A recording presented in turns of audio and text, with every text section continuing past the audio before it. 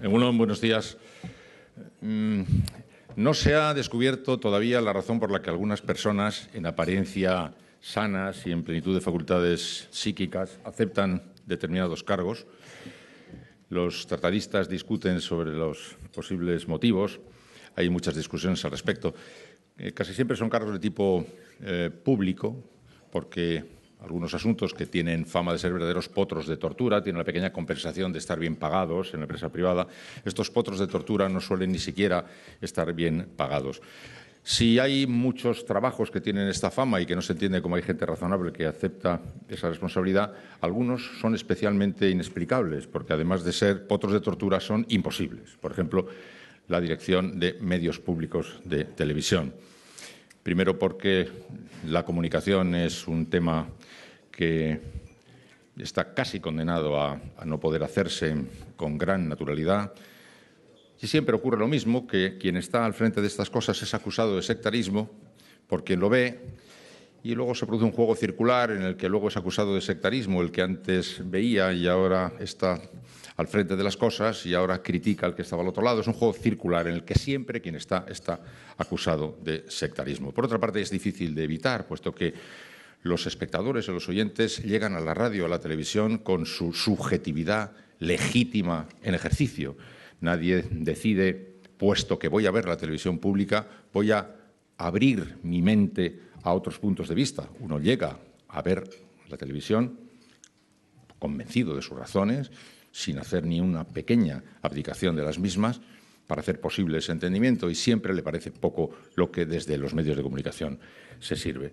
Y en el caso de la televisión pública vasca más aún, porque además de las diferencias ideológicas naturales que hacen muy difícil esa comunicación, pues se añade la particular circunstancia que se da en nuestra sociedad, donde hay distintas concepciones profundas, diferencias de concepción de lo que es este pueblo, de lo que debería llegar a ser. Con lo cual, las posibilidades de que eso alumbren un determinado chispazo de entendimiento con la televisión pública es muy difícil. Es, por tanto, misteriosa la razón por la que alguien pueda aceptar un puesto así, sabiendo que es un potro de tortura y que, además, es imposible llegar a ningún tipo de punto de convergencia con las audiencias, todas las cuales llegan con su subjetividad dispuesta a enfrentarse con esa circunstancia. Sin embargo, la experiencia me ha dicho que muchos de los personajes públicos que han aceptado esos trabajos imposibles no estaban movidos por el masoquismo, que era la primera sensación que uno tenía, o por un afán de vedetismo, o por una equivocación, sino por una verdadera voluntad de ser útil. Tiene mala fama la política y ahora casi nadie lo dice, pero yo he conocido a muchísimos políticos que llegaron a la política con esa convicción, un poquito equivocados tal vez respecto a lo que podían hacer. Descubrieron tarde que el poder ahora puede menos de lo que parece que puede, pero movidos sobre todo por un afán de hacer cosas de provecho o contribuir a hacer cosas de provecho. Yo estoy completamente convencido de que Alberto Surio, al aceptar este cargo, lo aceptó tal vez también por un punto último que su psicoanalista nos permitiría conocer, de tipo narcisista o de eso no se sabe, pero desde luego por convicción de que tenía un compromiso que, en cierto sentido, como ciudadano, pues asumía. La condición de periodista acreditado durante tantísimos años, en principio parecía avalarle y, a mi juicio, le avalaba, viviendo durante tantos años en circunstancias muy difíciles, como se ha ejercido el periodismo en este país al más alto nivel, haciendo permanente ejercicio de gran profesionalidad. Yo siempre he dicho que el periodismo se marca por las 4 Cs, que es conocer, confirmar, comprender y contar. Muy pocos periodistas hacen las 4 cosas. Conocer puede que sí, cuando averiguan los elementos fundamentales. Confirmar cada vez se hace menos. Comprender apenas sí que se hace, de manera que hay demasiada gente que cuenta cosas que previamente no ha comprendido, con lo cual es difícil que las pueda hacer comprender y las pueda contextualizar, y luego capacidad para saber contar. Alberto, durante muchos años, y todos ustedes han sido testigos de ello, ha dado una gran medida como profesional del periodismo, averiguando cosas con gran profesionalidad, disponiendo de todos los elementos de juicio, siendo enormemente solvente, manejando con criterio, con mesura y con gran cabeza todo el trabajo que hacía en circunstancias muy difíciles y con la sombra permanente de la gran amenaza que estaba sobre todas nuestras vidas. Con ese enorme bagaje llega a la televisión y se encuentra con que su llegada coincide con el momento más intenso del terremoto que con epicentro en Wall Street terminó sacudiendo al mundo entero y provocando pues todo este cisco en el que ahora mismo estamos metidos, que han variado todas las reglas, que han modificado absolutamente todas las reglas, que han convertido a los hombres de letras en hombres de ciencias, a los hombres de ciencias en contables, de forma que casi la energía de todos y cada uno de nosotros ha tenido que proyectar en hacer que sumas, restas, multiplicaciones y divisiones terminen cuadrando lo mejor posible, mientras se iban colando por ahí, por las esquinas, otras ilusiones anteriores. Soy consciente de la polémica que se ha suscitado en torno al trabajo de Alberto Surio en distintos campos. Desde luego en el primero, que era fácilmente pronosticable, en el del sectarismo o la ecuanimidad y todas estas cosas, que eso va de serie, se trae de fábrica, inevitablemente. Y también las otras cosas que han venido a colocar un foco, como nunca se había colocado antes, sobre audiencias, rentabilidades, etcétera, cosas que, supongo, Alberto ahora nos contará y nos comentará. Yo he de decir que si hay trabajos que no se entiende cómo alguien acepta, también podrán ustedes decir que tampoco se entiende cómo alguien acepta venir a presentar a Alberto Surio, que está en el centro de la gran tormenta ahora, colocado en la silla eléctrica, y he de decir que por dos o tres razones. Una primera, por afecto, por gran afecto, por respeto profesional, por admiración profesional, por saber cuál ha sido su trayectoria e imaginar cuál es la dificultad tremenda en la que se encuentra su trabajo. Ignoro si estaría yo de acuerdo con todas y cada una de las cosas que ha hecho, posiblemente no, pero hace mucho que sé que el afecto y el respeto no tienen absolutamente nada que ver con algo que cada vez se exige más en nuestro trabajo y que cada vez es más difícil de dar, y que un periodista nunca dará. Las dificultades que haya podido tener Alberto, y me juego muchas cosas, a que pueden ser también algunas de las que tiene ahora, están relacionadas con el hecho de que Alberto, como todo buen periodista, no entrega nunca, jamás, bajo ninguna circunstancia, la incondicionalidad. Puede entregar la afinidad, puede entregar muchísimas cosas, pero nunca la incondicionalidad que se la reserva para el fondo de su corazón. Eso le condena a uno a vivir en una extraña soledad perpetua, pero es el reglamento de la ética profesional. En un trabajo como este, ustedes sabrán si les gusta su trabajo, si no les gusta, pero en todo caso yo quiero aquí decir que Alberto Surio, para un periodista, con la autoridad que él ha ido acumulando durante 2 años, es una garantía de formalidad. Otra cosa es que haya después acertado, ¿no? Que eso ya es otro tema completamente diferente. Y luego también, para señalar, y con esto concluyo, los límites que parecen que algunos están empezando a saltarse. Los límites de la materia a criticar y los límites del debate que se puede suscitar en torno a una televisión pública. Las críticas no se dividen en suaves y fuertes. Las críticas se dividen en legítimas y no legítimas. Las críticas legítimas son todas las que versan sobre la materia del trabajo de una persona. Esas son absolutamente legítimas. Las suaves, las duras y las durísimas. Y luego hay otras que no son sencillamente legítimas y que son aquellas que ya disparan en direcciones de otra naturaleza a lo loco, sencillamente para hacer daño. Y luego también está el último capítulo que quería señalar, es esta comodidad con la que las sociedades han terminado tratando de no enfrentarse con debates que tienen y tratando de proyectarlo sobre un punto que se convierte en pararrayos para que lo resuelva él. Por ejemplo, el debate sobre el servicio público de la radio y televisión. El debate que hay ahora mismo en todo el mundo, desde luego en el Estado español y supongo que aquí también, sobre el servicio público de radio y televisión es un debate importantísimo.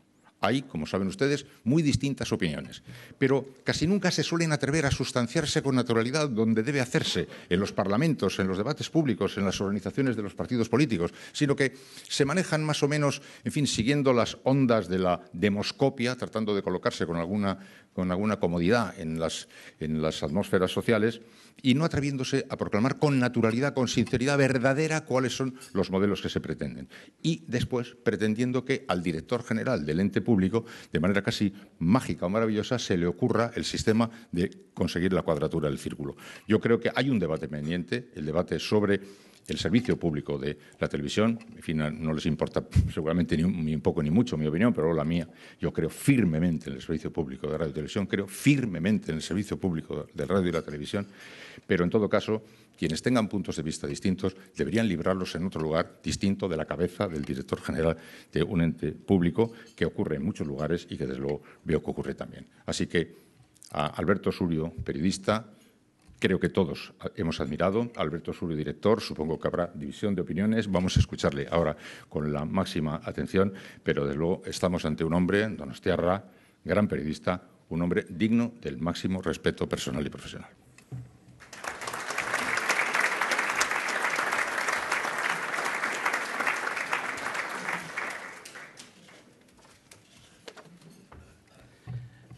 Egunon, buenos días a todos. Muchas gracias, Iñaki, por tus palabras, por tu afecto. Gracias por el ejemplo profesional que siempre ha sido para mí, antes y ahora. Y porque siempre has sido un referente del periodismo solvente, del periodismo decente y del periodismo también responsable y contrastado.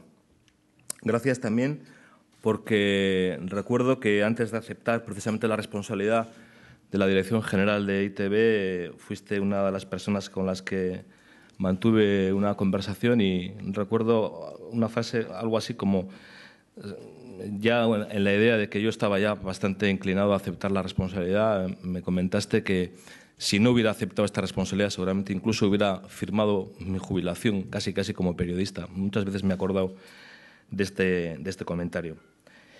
Agradezco también a los organizadores de esta conferencia, el Fórum Europa, a los patrocinadores, por permitirme la capacidad o la oportunidad de explicarme. Lo hago precisamente cuando se cumplen 30 años del nacimiento de Euskal Irrati Telebista, de la asistencia de este grupo de comunicación. Nos va a servir para repasar lo andado, para también darnos cuenta de lo mucho que hemos andado, lo mucho que hemos progresado y también para lanzar una mirada hacia los cambios del presente y también hacia los retos del futuro.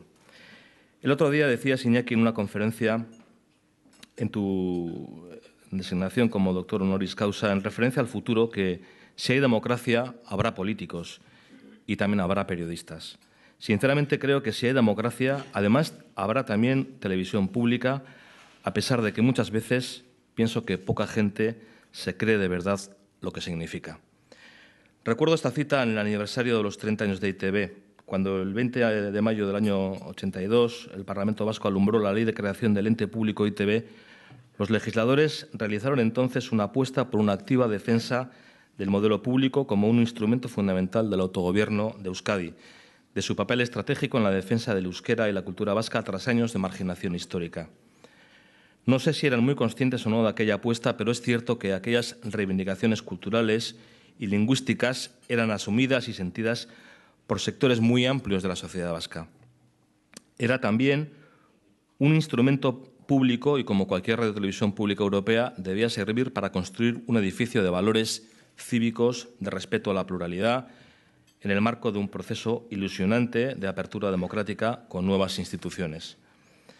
Hemos cambiado mucho en 30 años. A lo largo del tiempo nos hemos ido dando cuenta de que ese modelo público, asentado sin ningún género de dudas, necesita ganarse día a día la batalla de la credibilidad y obtener la complicidad del conjunto de la sociedad, no solo de una parte, por importante que ésta sea. ITV debe ser también el reflejo de la realidad informativa del país, de su realidad política, social, cultural, económica y deportiva. El equipo que accedió a la dirección de ITV hace casi 3 años ha querido imprimir una mirada profesional a esta tarea y quien nos eligió en su día, el Parlamento Vasco, lo hizo valorando esa condición profesional, apuesta que interpretamos como un compromiso que hacían los poderes públicos para lograr unos medios de comunicación públicos, independientes, no sectarios, que trabajasen al servicio de la sociedad y no al servicio del poder político. Somos conscientes de que este es un equilibrio problemático y difícil de mantener, que acarrea muchas tensiones. Las acarreó antes y ahora también, pero quiero valorar hoy esa opción que se hizo en su momento cuando se podía haber hecho otra. En este caso, lo que cuenta es la voluntad de respetar la independencia del criterio profesional. La sociedad en la que nació y creció ITV está cambiando. En el pasado se acuñó la expresión del caserío electrónico para caricaturizar nuestra radiotelevisión pública y censurar su imaginario ruralizante y un tanto reduccionista. Siempre me pareció una etiqueta exagerada, pero denotaba un problema, la necesidad de articular un relato de pluralidad democrática que ampliase el objetivo de la cámara fotográfica, que sacara de forma panorámica toda la fotografía, no solo una parte de ella, porque esa fotografía entera es necesaria. Y el papel de ITV es ser ventana de esa fotografía, construir una imagen que sin su participación quedaría seriamente reducida, si no mutilada. Ese es el papel de nuestra radiotelevisión pública, a pesar de los ataques de aquellos que cuestionan el papel de los medios públicos, de los múltiples competidores surgidos tras el apagón analógico y de las dificultades económicas. Es nuestro papel, por mucha tormenta perfecta que haya, que la hay. Un país pequeño como Euskadi, sin EITB, sin una televisión propia, tendría muy serias dificultades para tener una ventana abierta al exterior y hacerse visible desde el punto de vista cultural, lingüístico, económico, social o deportivo. Sin EITB, permítame, quizá la exageración, seríamos un país prácticamente invisible. Este aniversario es, en ese sentido, un momento muy oportuno para poner el foco en la función social que realizamos y para poner en valor el modelo público, sobre todo hoy que sufre un ambiente hostil, a veces por la ignorancia, a veces por intereses económicos. Y es también una oportunidad para mirar al futuro y para recapacitar sobre los aciertos y sobre los errores cometidos. Y es que este grupo de comunicación ha padecido, como todos los medios públicos, sobre todo a partir del apagón analógico, la ya típica y tópica tormenta perfecta de las que les hablaba. Tormenta en la que han confluido las exigencias de una revolución digital tecnológica, con los cambios de formatos, de usos, de hábitos sociales, con los efectos devastadores de la crisis económica sobre la industria cultural y los problemas para fijar un horizonte estable de financiación. Después de los años dorados de la bonanza económica, estamos sometidos a un severo ajuste económico, 22 millones menos de aportación pública que en el año 2009. Estamos siendo, no obstante, capaces de gestionar este tiempo de austeridad, optimizando recursos, aplicando un plan de ahorro en todos aquellos gastos no imprescindibles y con un riguroso control de contratación de personal, para no superar los límites establecidos por el Parlamento Vasco. Pero también hay algunas líneas rojas que no debemos traspasar a la hora de hacer ajustes, sobre todo si no queremos retroceder. Hemos logrado recuperar audiencias colocándonos en cifras anteriores al apagón analógico. Somos la segunda televisión autonómica después de la televisión de Cataluña, dándole la vuelta a una curva de declive provocada por la fragmentación en las audiencias. Y nuestros informativos en este momento pisan los talones a los de Televisión Española. Vamos en la buena dirección y no podemos pasar esas líneas rojas si queremos seguir en ella. La tormenta perfecta se ha visto intensificada con la revolución digital, la explosión de Internet, los nuevos hábitos sociales de consumo. Se ve más televisión, pero se ve de otra forma. La fragmentación de las audiencias, la multiplicación de la oferta en TDT, 20 canales más de los que existían hasta el apagón. Esto es verdad que no siempre ha conllevado una mayor calidad en los contenidos. A la vez vemos un auge imparable de las cadenas temáticas y una crisis omnipresente con la consiguiente reducción de recursos públicos y de ingresos publicitarios. Todo ello está configurando un paisaje absolutamente novedoso, una transformación rápida del modelo de negocio. No es sencillo encontrar una carta de navegación y se perciben muchos avisos para navegantes, muchas incertidumbres y pocas certezas. El otro día leía una frase incisiva de un crítico de televisión que me pareció reveladora. La televisión, decía, es el sistema más democrático, más crudamente democrático que existe sobre la Tierra. Se trata de una democracia sin correcciones ni paliativos, la del mando a distancia. Y lo que solemos hacer, decía, son cosas terribles e inmisericordes. Esa sí que es una certeza. Veamos, pues, en qué circunstancias cumplimos 30 años. Lo hacemos en un momento en el que se han encendido las luces de alarma sobre el modelo público de televisión. Vemos una batalla de ideas, pero sobre todo una batalla de intereses.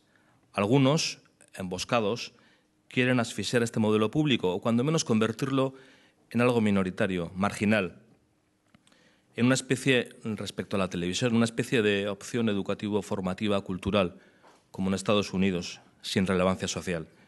Otros también se resisten como gato panza arriba a los cambios, aferrándose a viejos modelos y esquemas que se ven superados por la realidad.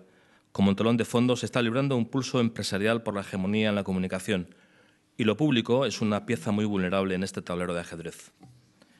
El modelo público tiene un mal jefe de prensa. Soplan, arrecian, diría yo, vientos en su contra, pero a la vez nos damos cuenta de que constituye un oxígeno más necesario que nunca para hacer sociedades más transparentes, más participativas y más libres. No solo porque el libre mercado, desde mi punto de vista, no garantiza suficientemente las funciones sociales y culturales que corresponden a la televisión en las democracias modernas, sino porque su ausencia o su debilidad, me refiero al modelo público, neutraliza una serie de valores y constituye una distorsión en el funcionamiento del sistema democrático.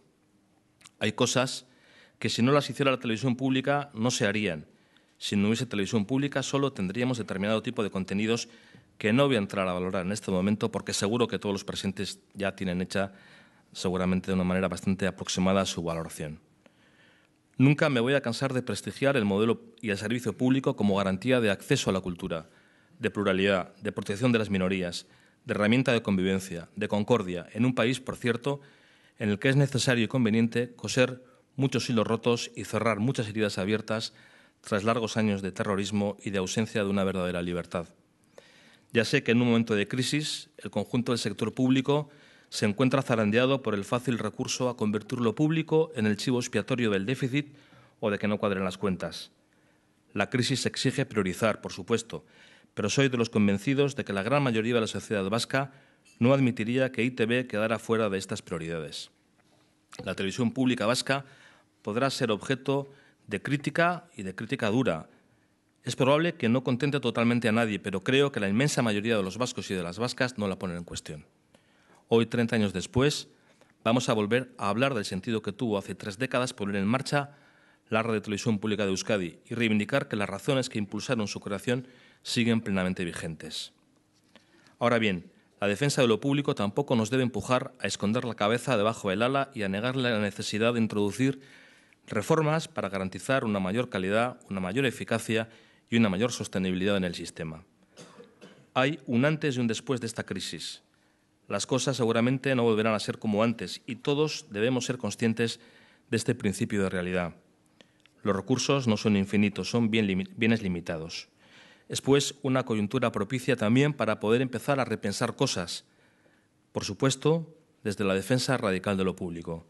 No solo porque la crisis aprieta y aprieta duro, sino porque también la era digital proporciona nuevas oportunidades en la producción de los contenidos audiovisuales y reivindica quizá un nuevo papel para los servicios públicos de televisión que nos emplaza a explorar el contenido de su misión y el modelo de financiación que la haga viable. Una primera aclaración de entrada. Yo creo en un debate laico de ideas, no en una discusión sobre dogmas sagrados. Nuestro objetivo, por supuesto, no es ser rentables, sino ser útiles y estar al servicio de los ciudadanos y de las ciudadanas. Este no es un debate esencialista sobre lo público. Este es un debate sobre la búsqueda del modelo público más eficaz y más útil como la mejor garantía del servicio público, porque desarrollamos, y esta es la clave, una función social extraordinariamente importante. Un servicio público que, en nuestro caso de ITV, sirve desde su propio origen para la defensa de nuestra identidad cultural y lingüística, de la identidad vasca, de nuestro idioma, del euskera, a través de una mirada abierta sobre una sociedad muy plural y muy compleja como es la nuestra.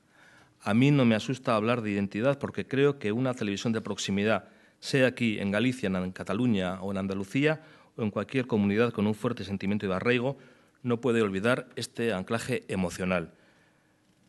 Lo hago sabiendo que el mosaico de las emociones identitarias en Euskadi es muy diverso y que como radiotelevisión pública debemos incorporar a esta apuesta una defensa radical de los valores democráticos y de la pluralidad. Una apuesta que contribuye a formar ciudadanas y ciudadanos más libres y más críticos. Desde mi punto de vista, ambos enfoques en absoluto son antagónicos. No es concebible, desde mi punto de vista, una sociedad con un sentimiento de comunidad tan rotundo como la vasca que no encuentre un reflejo de esta identidad en su televisión pública. Quien soslaye esta realidad, confundiendo identidad, por ejemplo, con un determinado sentimiento nacionalista, a mi juicio deja en manos del discurso político sentimientos compartidos por una gran mayoría de vascos.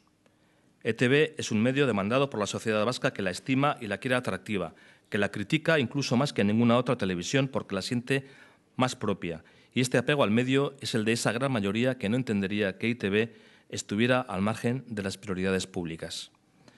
Este discurso, que algunos pueden considerar excesivamente centrado en la protección de la identidad cultural, no es tan distinto ni se aleja demasiado del definido en su día por quienes construyeron el modelo público europeo. Estas fuentes plantean varios motivos para la creación de una televisión pública. La voluntad de las comunidades administrativas y políticas de querer disponer de un servicio público audiovisual y el fomento de uso y normalización de las lenguas minoritarias en aquellas comunidades con idioma propio, así recomendado desde el Consejo de Europa. Tenemos, pues, un modelo público aceptado socialmente y que entronca con la tradición europea. Seguramente necesitará reflexión, pero una cosa es repensar el modelo y otra reventar el modelo. Ha llovido mucho 30 años después de que nuestro nacimiento como grupo público de comunicación.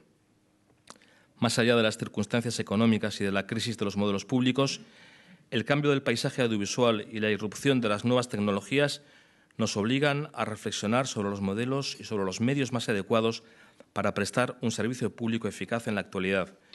Y EITB no es ajena en absoluto a esta reflexión. Pero, insisto, recapacitar sobre el modelo no significa ni privatizarlo ni dinamitarlo. ¿Debemos aceptar ahora, porque eso quieren llegar determinados lobbies, que es tiempo de mutilación de medios públicos? ¿No precisamos en nuestra comunidad fortalecer nuestro idioma, aportar un soporte multimedia a la cultura o fortalecer el sector audiovisual del país o vender la imagen de marca del país? Dejo las preguntas encima de la mesa. ¿Cómo concebimos este servicio público? En esta apuesta por el modelo público encaja nuestra defensa de una oferta bilingüe en euskera y en castellano, en radio, televisión e Internet.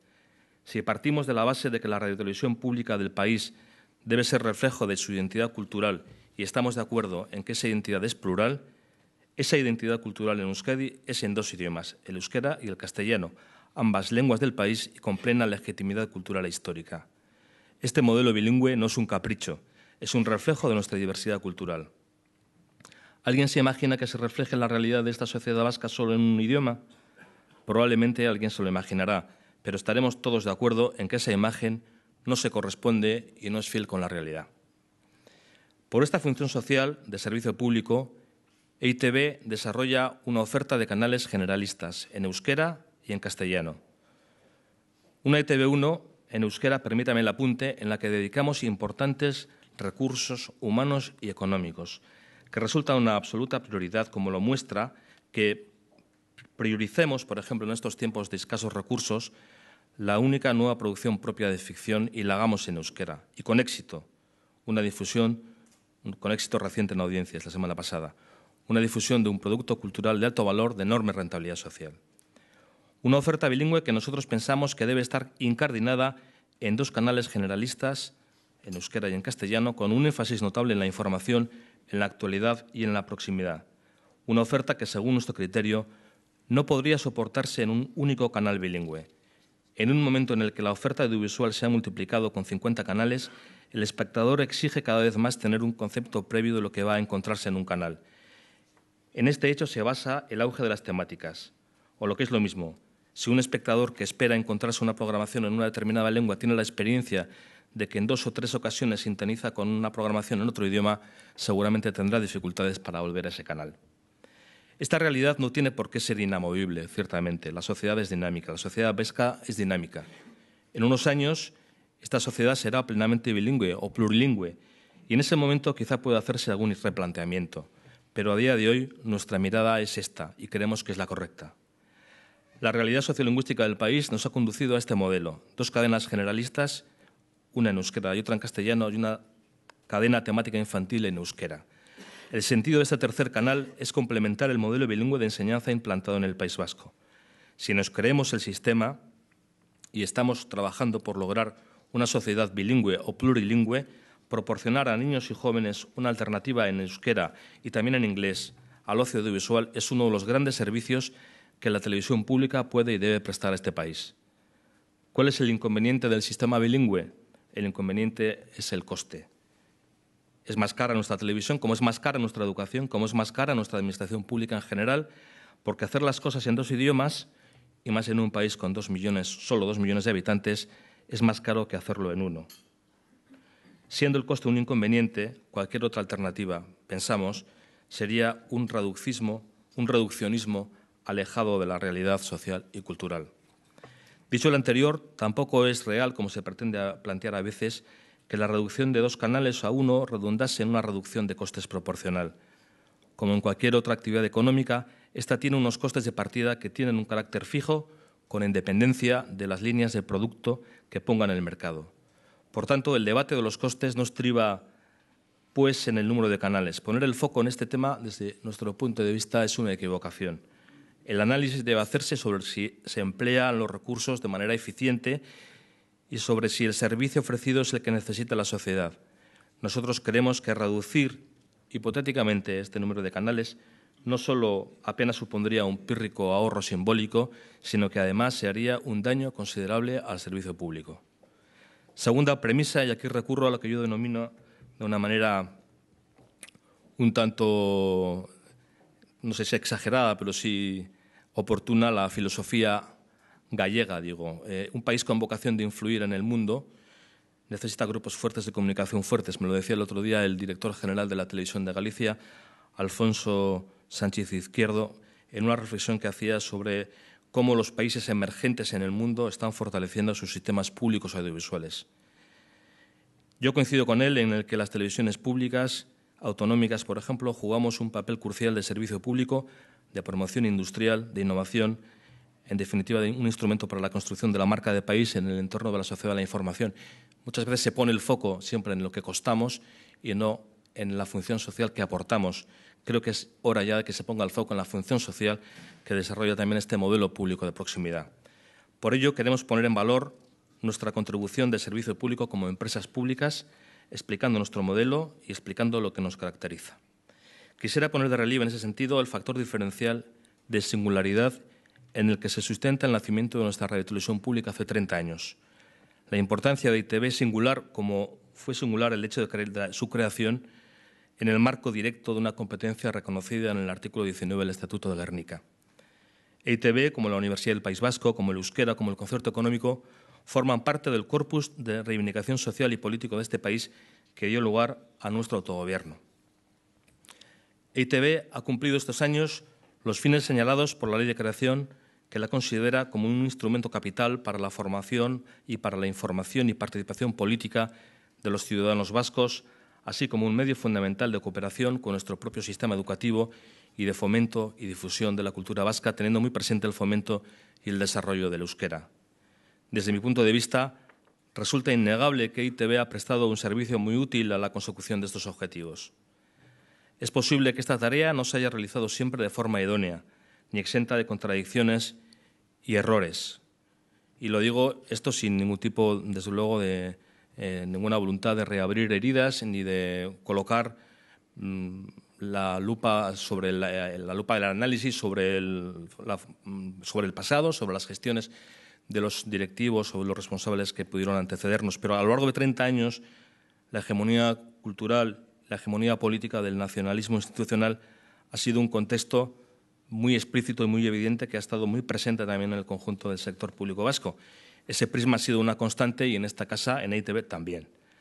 Actualizar los compromisos por los que nacimos y continuar en la búsqueda de esa utilidad pública para los ciudadanos supone corregir también aquellos errores que se hayan podido cometer y ampliar el foco, la mirada hacia una promoción más intensa, si cabe, de los valores democráticos, del valor de la pluralidad y del valor de la convivencia cívica, en especial en este momento, en este tiempo que se abre después de la desaparición del terrorismo. Por eso, durante estos 3 años, hemos puesto el acento en la defensa de los derechos humanos y en la deslegitimación de la violencia, a pesar de las amenazas y de las coacciones que hemos tenido que sufrir en esta labor. Recuerdo que EITB ha estado durante tiempo en el punto de mira.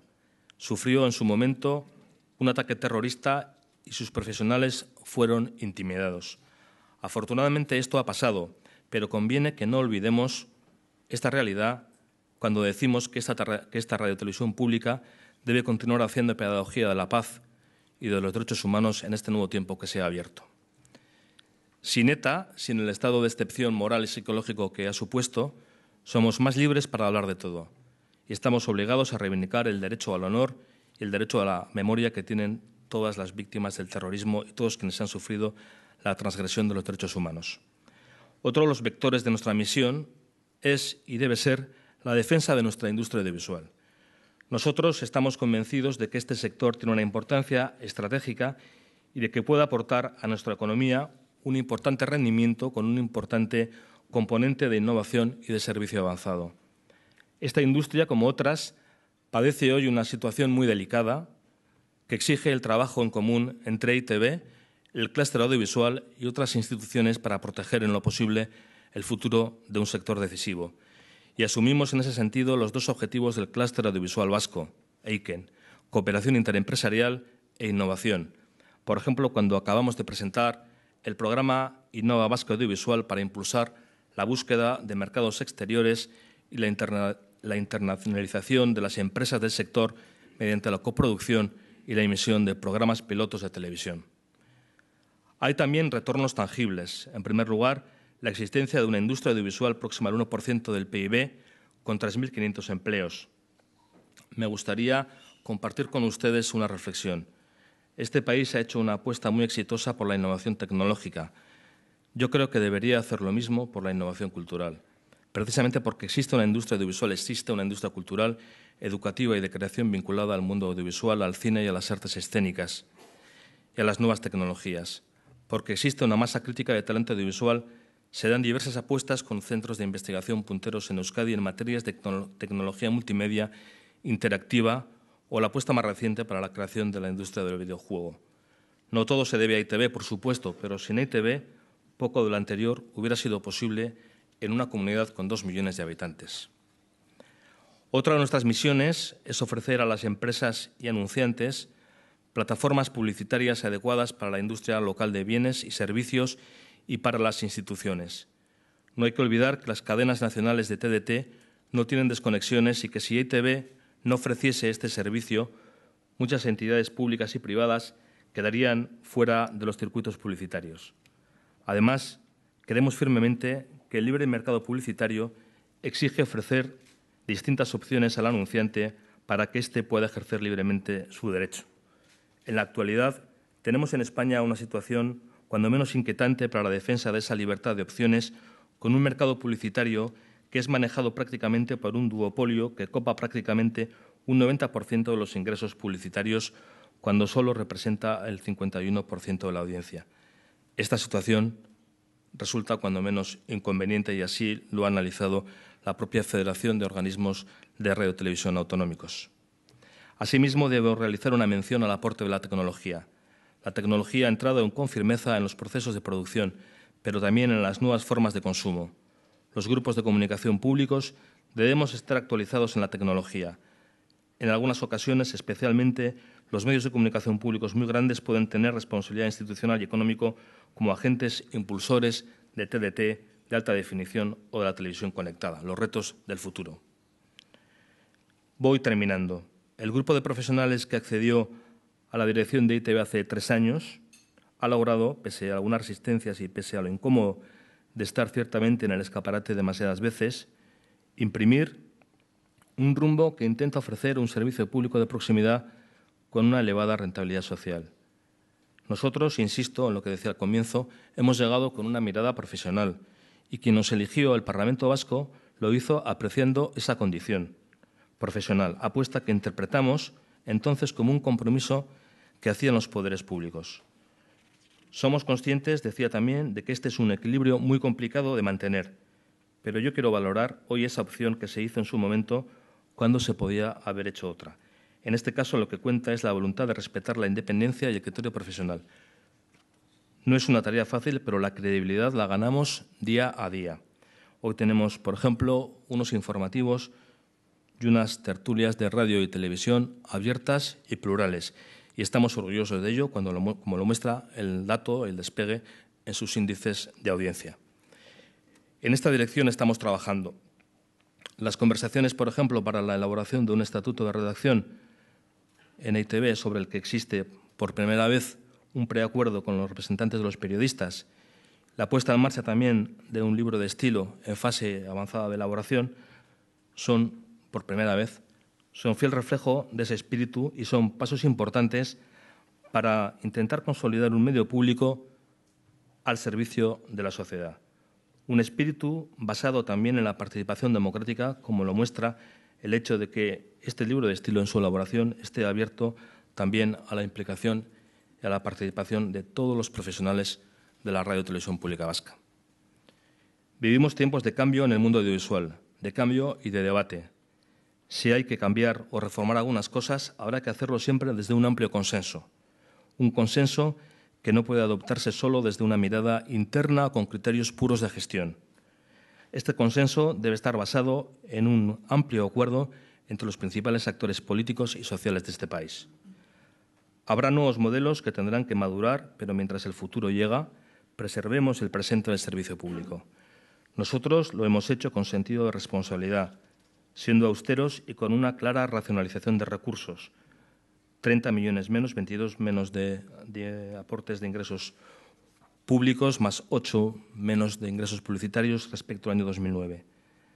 Lógicamente, es un dato que refleja un periodo de contracción presupuestaria, pero insisto, 30 millones menos. Esto es gestionar el servicio público con responsabilidad, eficiencia y con transparencia, con una nueva dirección al respecto. Por ejemplo, que ha aumentado también de forma muy significativa el número de concursos públicos para determinadas adjudicaciones.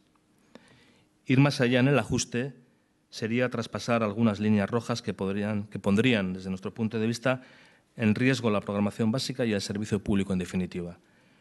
En otros tiempos y en otras circunstancias hubiera sido más sencillo. Para ir más allá es necesario cambiar el modelo y para cambiar el modelo son imprescindibles los nuevos consensos. Me parece mejor que en vez de plantear, por ejemplo, cuál es la dimensión que debería tener EITB, nos planteemos que EITB debe tener una dimensión adecuada a la demanda social, con una importante elasticidad organizativa que la permita gestionar adecuadamente ciclos de crecimiento y contracción presupuestaria. Esta visión me parece propia del futuro, adecuado con criterios de sostenibilidad y de prudencia. Nuestro modelo de servicio público defiende los principios que justificaron la puesta en marcha de EITB y a la vez aboga por la consolidación de un servicio público de proximidad dotado de medios y recursos, con vocación de influencia, al que no se le deje languidecer bajo la coartada de la crisis económica. Tengan claro que esta apuesta ya no es un instrumento de construcción ideológica, es en esencia un instrumento de calidad democrática y persigue también ser un paraguas de una industria cultural a la que no se le debe dejar morir por inanición. Nosotros podemos ofrecer ese compromiso de país. Nuestro trabajo, nuestra ilusión y nuestra obsesión, diría yo, 30 años después, es ser capaces de adaptarnos con inteligencia al ingente cambio que nos rodea y dejar las bases de una radiotelevisión pública útil, innovadora, que trabaje por la cultura, por la convivencia, por la igualdad y por la cohesión social, que luche contra la discriminación, contra la intolerancia, que se comprometa con las personas, contra la exclusión y contra la pobreza, que sea beligerante contra la violencia y contra la injusticia. No podemos seguramente hacer esta tarea solos y necesitaremos para ello que se pongan en marcha organismos reguladores de la autoridad audiovisual que garanticen la protección de los derechos y de las libertades ante el papel de los operadores y también del poder. Hasta el último minuto en el que sigamos al frente de este grupo, estoy convencido que será ese el norte del equipo que encabezo, con un compromiso con la honestidad, con la decencia y con el servicio público. Muchas gracias.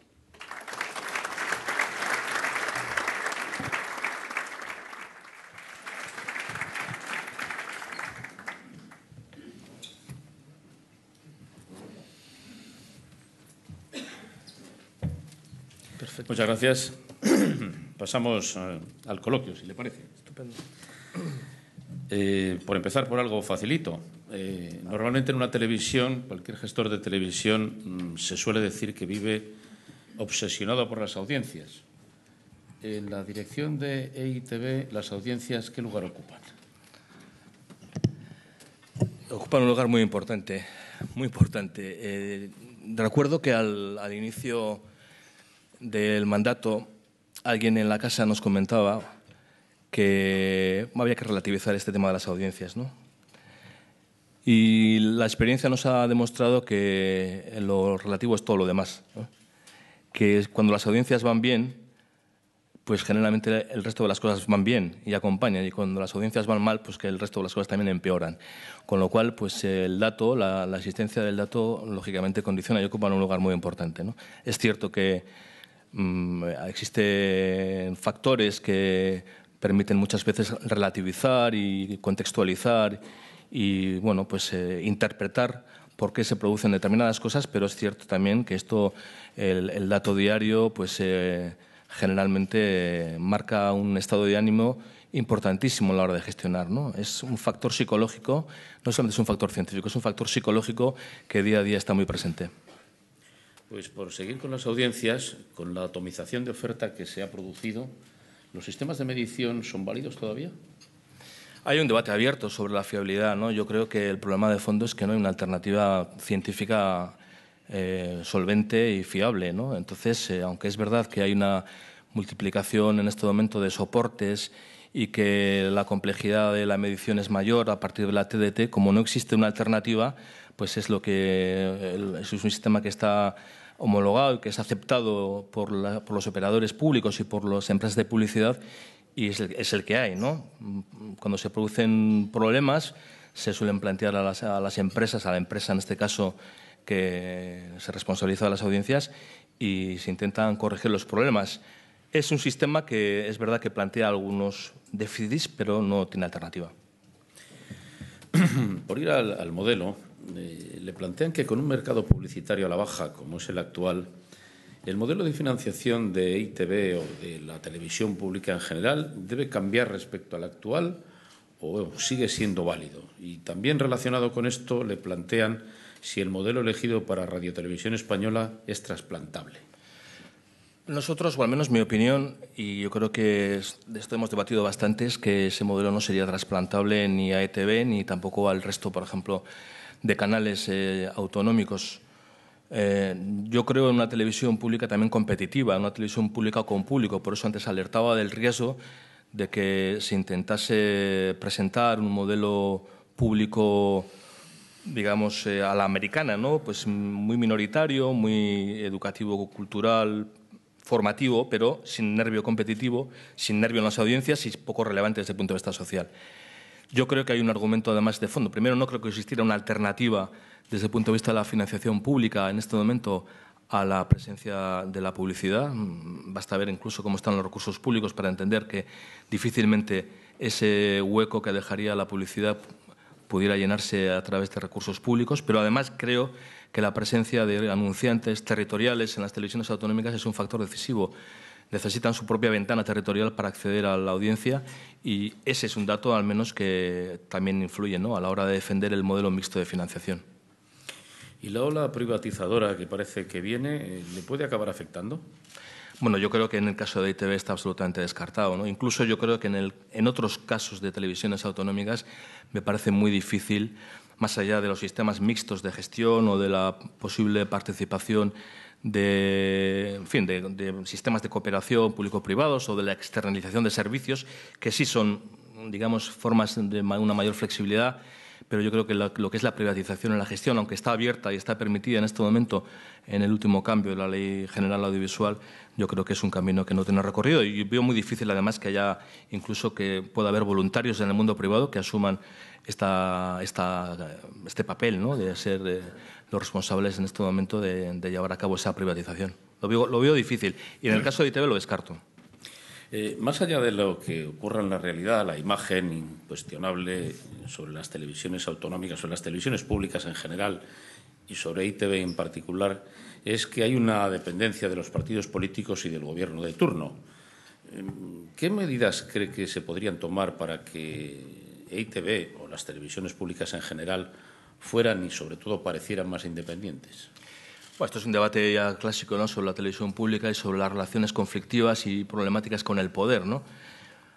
Yo creo, lo he dicho al final de la conferencia, que ahí me parece desde el punto de vista histórico una anomalía que en España todavía no exista, de hecho, una autoridad audiovisual con competencias frente a los operadores de televisión y frente al poder político. Creo que este es, en fin, a pesar de que el argumento de la crisis económica parece que justifica que no se pongan en marcha determinados organismos que pueden considerarse como una especie de despilfarro, entre comillas, sí creo que hace falta tener muy en cuenta la existencia de una autoridad audiovisual independiente que, bueno, pues realiza una labor de supervisión y de sanción e incluso de vigilancia respecto al papel que desempeñan las televisiones públicas, las radiotelevisiones públicas. No es una solución milagrosa, no es una panacea, pero creo que la tradición política europea la francesa en concreto de una manera muy cercana, nos indica que este tipo de mecanismos de regulación son importantes y son necesarios. En algunas comunidades autónomas se han puesto en marcha, en algunos casos con más fortuna que otros, pero yo creo que esta es una reflexión que tiene que estar pendiente a la hora de abordar futuros cambios legislativos. Tenemos que tener en cuenta la importancia de este tipo de organismos independientes. Le pregunto entonces qué le parece el proyecto del Gobierno de meterlo todo, competencia, sectores, todo en un único organismo. No lo comparto, ¿no? No lo comparto. Creo que hay, bueno, pues el argumento de la coartada de la crisis parece que puede justificarlo, pero yo creo que la reflexión de fondo sigue siendo la necesidad de que el modelo público tenga, por una parte, claro, un horizonte de financiación estable a través de los correspondientes contratos programas con una supervisión parlamentaria, pero también haya una autoridad audiovisual que vigile esto, ¿no? Y esto, si ha ocurrido en Europa, no sé por qué el Estado español tiene que ser una especie de anomalía histórica en este tema. Cuando se fundó hace 30 años EITB, se habló de dotarla de una especie de modelo sueco, de un modelo austero, modesto. La pregunta es doble. ¿Cree que se ha cumplido o que se ha pasado de dimensión? Y en función de ello, también le preguntan si a usted le hubiera gustado redimensionar en profundidad EITB y alguien se lo ha impedido. La palabra redimensión tiene una carga ya simbólica importante. Nosotros estamos racionalizando recursos de una manera muy notable. Antes hablaba de que estamos funcionando con 30 millones menos, 22 de subvención pública, más 8 de ingresos publicitarios menos que en el año 2009. Eso ya en sí mismo es una racionalización importantísima. Hacerlo además sin coste social y buscando los mayores ahorros posibles. Entrar en otro tipo de debate sobre el modelo, yo creo que toca un planteamiento político que corresponde al Parlamento y que corresponde, en cualquier caso, a quienes en su día hicieron la ley de creación del ente. Cuando se reforme esta ley, que lógicamente tendrá que llegar un momento en que se reforme la ley de creación del ente, pues vendrá el debate político sobre si es necesario o no llevar a cabo determinados cambios. Antes yo hablaba de que si son necesarias las reformas, estas reformas tienen que hacerse con consenso, con un consenso amplio social, con un consenso amplio político y con un consenso también con el propio sector audiovisual. No podemos olvidar, cuando se habla de redimensión, a veces no se tiene en cuenta, de cada 100 euros que se invierte en ETV, 90 revierten directamente en el empleo en Euskadi, se quedan en Euskadi. O sea, tengamos en cuenta esa función también social y esa reversión de la aportación pública a la propia economía, al propio empleo en el país. Por eso, bueno, pues si hay que llevar a cabo un debate sobre la reforma de la estructura de ITV, pues seguramente corresponderá a los futuros rectores políticos del país. Aunque este tema lo ha tocado usted ampliamente en su intervención, yo le traslado la pregunta por si quiere ampliar algún razonamiento más. Le preguntan en concreto por qué o qué razón social justifica actualmente la existencia de TV2 en castellano. Bueno, porque este país tiene dos lenguas oficiales y yo creo que si la voluntad de ITV, por una parte, es, por supuesto, la promoción del euskera y de la cultura vasca, pero también el ser un reflejo de la realidad informativa, de la realidad social, de la realidad política, de la realidad cultural, de la realidad deportiva de este país, me parecería ir a un reduccionismo de la identidad plural de este país el que fuera solamente en una sola de las lenguas, ¿no? La cuestión es que, lógicamente, vivimos en un país pequeño, de 2 millones, y los costes de los servicios públicos son aquí mayores, pero no solamente el de la televisión pública, también el de la educación pública y también el de, como decía, el de la administración pública.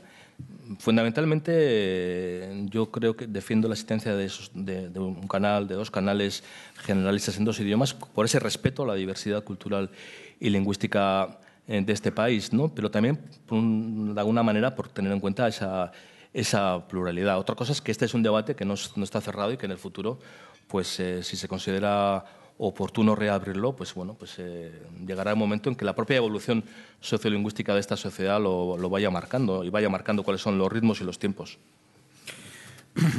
Hablando de identidades, le plantean si EITB no imprime una identidad demasiado vizcaína. No lo creo, sinceramente no lo creo. Además, en cualquier caso, a veces el debate se sitúa al revés, ¿no? Si, por ejemplo, a través de de TV1 no ha habido un prisma demasiado guipuzcoano, incluso también en algunas cuestiones, con lo cual el debate o la rivalidad territorial puede abrir una discusión interminable sobre afectos y sobre desafectos. Este es un país territorialmente complejo. Nosotros tenemos que funcionar en ese sentido muchas veces con cuidado para no suscitar recelos y suspicacias, pero no creo que se transmita una imagen vizcaína. De verdad creo que no. Quien plantea la pregunta habla del Athletic. Bien, lo que pasa es que este es un debate que yo tengo en casa, ¿no? También le tengo a mi padre totalmente indignado con la información de TV. Entonces, bueno, pues yo recuerdo una anécdota para que veamos un poco estos debates, ¿no? Cómo se plantean. Una anécdota de hace menos de un mes en Guernica, cuando presentamos los actos del 75 aniversario del bombardeo, pues una señora que estaba allí delante del stand de Radio Euskadi me dijo: desde luego, desde que estáis los guipuzcoanos al frente de ITV, no hacéis más que sacar a la Real y sacar cosas de Guipúzcoa. Y nos estáis marginando totalmente en Vizcaya. Bueno, era una exageración un poco para a veces poner de relieve lo difícil que es manejar este asunto con un equilibrio. Intentamos hacer un equilibrio. La pasión que ha suscitado el Athletic es un acontecimiento social que, desde luego, el medio de comunicación de aquí no puede obviar. Y estoy totalmente convencido de que si la Real hubiera estado en la misma situación, hubiéramos hecho lo mismo. Hasta el año 2009 el grupo contemplaba o empleaba el modelo FQM como sistema de control de calidad. Le preguntan cuál es en este momento, señala quien plantea la pregunta que ha recibido muchos premios a partir de ello, ¿cuál es en este momento la política de calidad del grupo y si continúa sometiéndose al control externo en esta materia? Bueno, lógicamente, en un momento de contracción presupuestaria, como ha bajado los recursos públicos, nosotros también hemos, aun aceptando y valorando lo mucho que se ha conseguido y lo positivo, y aceptando y dejando en activo muchas de las estrategias que se han desarrollado en materia de calidad, no mantenemos la misma dinámica o con el mismo ritmo.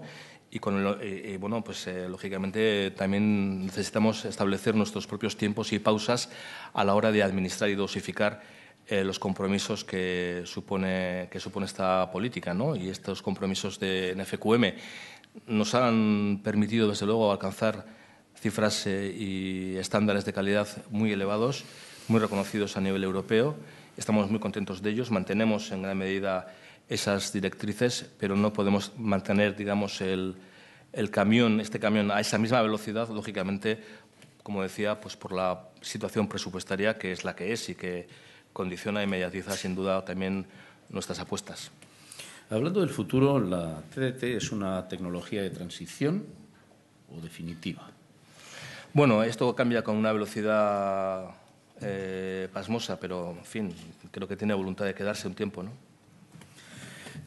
Cambiando de asunto, le preguntan, se refieren a que en el Parlamento Vasco ha empezado la tramitación de la ley del Colegio de Periodistas y le preguntan dos cosas: si le parece necesario el colegio y de qué forma cree que podrá influir en el ejercicio de la profesión en Euskadi. Sí, bueno, yo creo que es necesario, me parece que es una medida muy acertada. Creo que, en cierta forma, hay que articular las voces o las reivindicaciones y las demandas y las preocupaciones, las inquietudes del sector de la profesión, que a veces se confunde con un corporativismo, o sea, con una acusación de corporativismo que, desde luego, yo creo que no es tal y que es una profesión en este momento, además, que adolece de muchas carencias y que se encuentra en una situación difícil, con profesionales que están viviendo situaciones, además, realmente dramáticas porque se está depauperando mucho la profesión. Me parece que es necesario, es una iniciativa parlamentaria en ese sentido muy loable. Yo la enlazo también con las medidas que he apuntado antes en la conferencia, en el sentido de que desde ITV creo que también se puede contribuir a garantizar determinados derechos y deberes de los profesionales con otro tipo de medidas también en la misma línea. La mañana empezaba con la presentación de Iñaki Gabilondo aludiendo a las dificultades de ejercer un puesto como este. La pregunta, para acabar, es casi obligada. ¿Ha sido más difícil o menos difícil de lo que creía? Primera pregunta. Segundo, ¿se ha sentido usted comprendido, incomprendido o esto es imposible?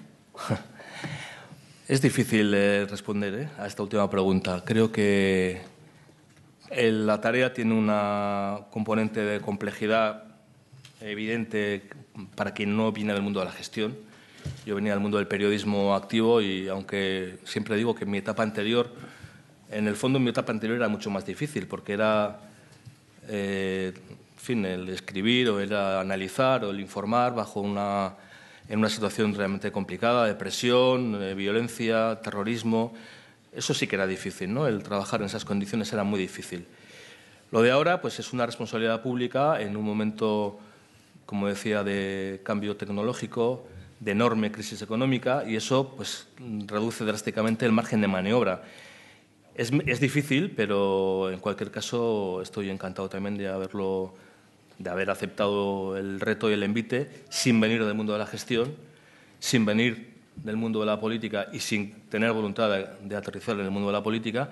Y desde ese punto de vista, pues ha sido difícil, pero bueno, lo he asumido y desde luego hasta el último minuto, como decía en la conferencia, lo pienso desarrollar, ¿no? Encantado y bueno, dispuesto, sobre todo porque sí creo que he aprendido al menos a entender lo que es la defensa del modelo público, la defensa del servicio público, que creo que en este país es muy necesario. Bien, pues nuestros últimos minutos serán de Antxon Lanfus, director de instituciones de la territorial del Banco de Santander. Adelante. Gracias, Enrique. Alberto Surio, director general del Grupo ITV, Iñaki Gabilondo, autoridades, empresarios, amigas, amigos. Para Banco Santander, a quien represento en este acto como patrocinador y colaborador habitual desde hace años en estos encuentros de Nueva Economía Forum, es una satisfacción haber sido invitado para poner punto final a la conferencia de Alberto Surio, que ha resultado de gran interés. Ha sido presentado por Iñaki Gabilondo, maestro de periodistas, al que agradecemos su presencia y participación en este foro. En Banco Santander también creemos en la política de comunicación veraz y transparente de la información, más en estos convulsos momentos de crisis que nos han tocado vivir. También somos partícipes de la idea de promover iniciativas que busquen la reflexión y propicien los espacios de diálogo, por lo que quiero agradecer a Nueva Economía Forum por su perfecta organización y acierto logrado con los debates planteados. Gracias al conferenciante por su interesante disertación, a todos los asistentes por su presencia y por habernos invitado a compartir este acto con ustedes. Buenos días.